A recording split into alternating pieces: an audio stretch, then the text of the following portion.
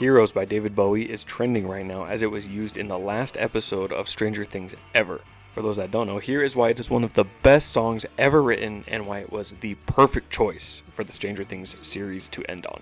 Recorded in 1977 in West Berlin, the storyline throughout the track is the tale of two lovers, one from West Berlin and one from East Berlin. Of course, this was during the time that Berlin was separated by a wall.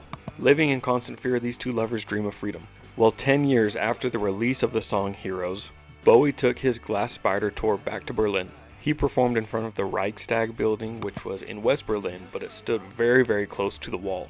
This allowed the East Berliners to gather towards the wall and listen to the live music, which was banned by the Soviet government.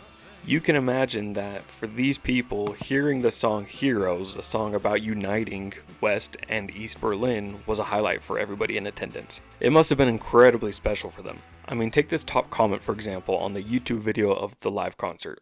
I was standing in the front row of that concert and still get goose pimples. I was with thousands of fans on the West Berliner side, while as many East Berliners partied that weekend on the other side. And we all felt that no wall would divide us forever, but it took another 2 years. The fall of the Berlin Wall on November 9th, 1989 ended a 50-year East-West conflict. And there's tons more of these testimonials everywhere. Bowie later remarked, "We kind of heard that a few of the East Berliners might actually get the chance to hear the thing, but we didn't realize in what numbers they would. And there were thousands on the other side that had come close to the wall, so it was like a double concert where the wall was the division. And we would hear them cheering and singing along from the other side. God, even now I get choked up. It was breaking my heart. I'd never done anything like that in my life, and I guess I never will again." Music is one of the great uniters. It's a superpower, I truly believe, and Heroes is a shining example of that. The German Foreign Office even tweeted at the time of David Bowie's passing in 2016 and thanked him for helping bring down the Berlin Wall. I mean, what a legacy.